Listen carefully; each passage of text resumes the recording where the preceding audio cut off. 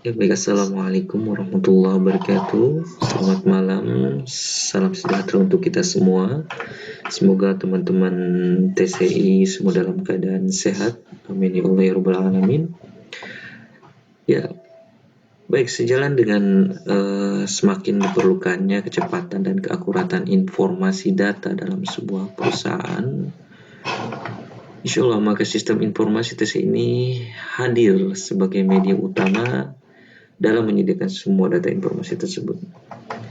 Ya, media digital berbasis web ini menjamin kerahasiaan data dengan fitur security system terbarukan, sehingga insya Allah website ini hanya dapat diakses oleh user manajemen PT Tomko Koca Indonesia saja.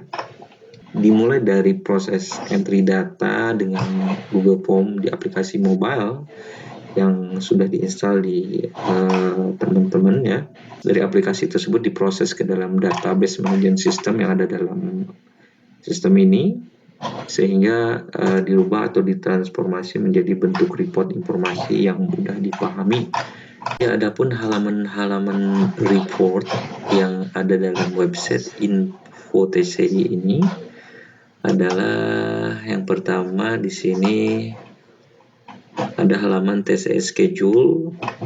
Ini halaman ini untuk melihat schedule ekspor terbaru perusahaan ya. Jadi teman-teman yang ingin melihat schedule kita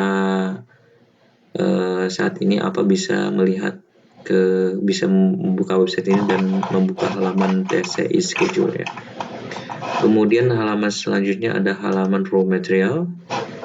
Di sini teman-teman bisa melihat info stok bahan baku saat ini ya. Jadi stok bahan baku saat ini yang tersisa tinggal berapa, misalnya untuk raw material tinggal berapa, raw material dari Padang tinggal berapa, yang sudah habis dari supplier mana, itu bisa dilihat di sini. Dan di sini juga ada report mingguan dan bulanan stok bahan baku ya. Kemudian halaman selanjutnya ada halaman dryer. Di halaman dryer ini teman-teman bisa melihat laporan harian dryer ya, laporan mingguan dan bulanan dryer terkait tentu quantity produk ya. Jadi terkait quantity produk baik yang masuk maupun keluar dryer. Semua ada di sini. Halaman selanjutnya ada halaman production. Di halaman ini teman-teman bisa melihat laporan harian produksi ya.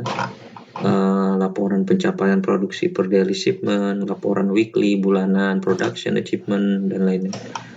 Kemudian halaman selanjutnya ada halaman absensi HL. Nah, halaman absensi HL ini berisikan laporan untuk report absensi ya.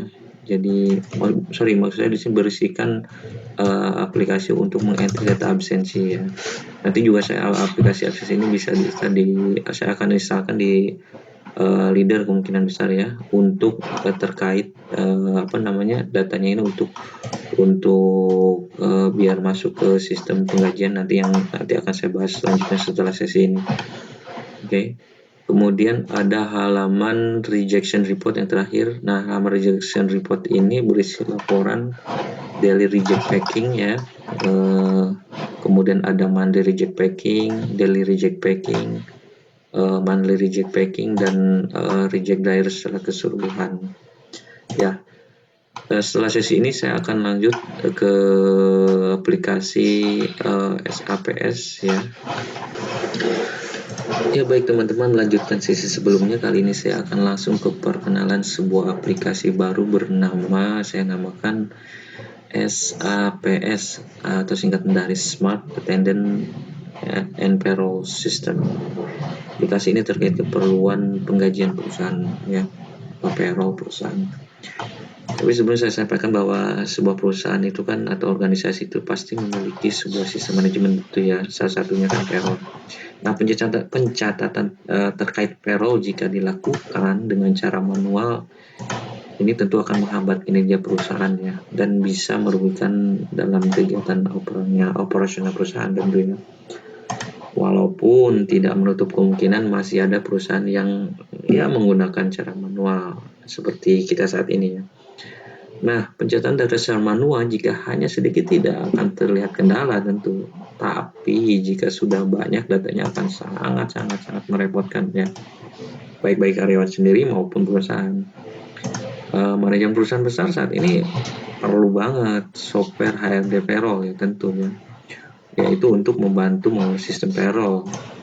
Nah, hal inilah yang membuat saya sebagai karyawan menjadi termotivasi untuk segera membantu perusahaan ya, PT Tempoja Indonesia ya, menciptakan sebuah software yang bisa membantu manajemen perusahaan terkait penggajian atau payroll ini.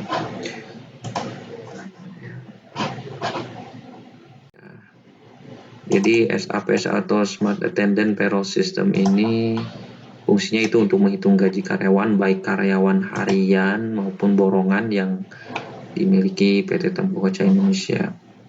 Ya, dengan aplikasi ini admin hanya perlu entry tanggal mulai dan akhir waktu kerja karyawan ya.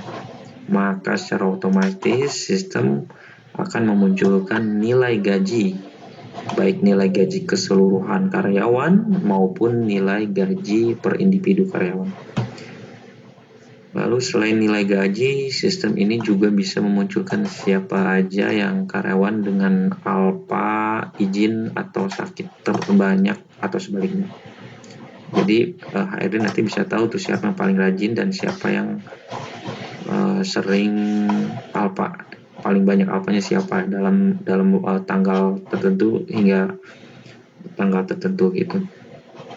Selain itu, aplikasi ini juga bisa digunakan tim HRD untuk menghitung overtime, menghitung cuti, dan sebagai aplikasi absensi karyawan untuk dapetin data kerajinan karyawan dari segi absensi gitu.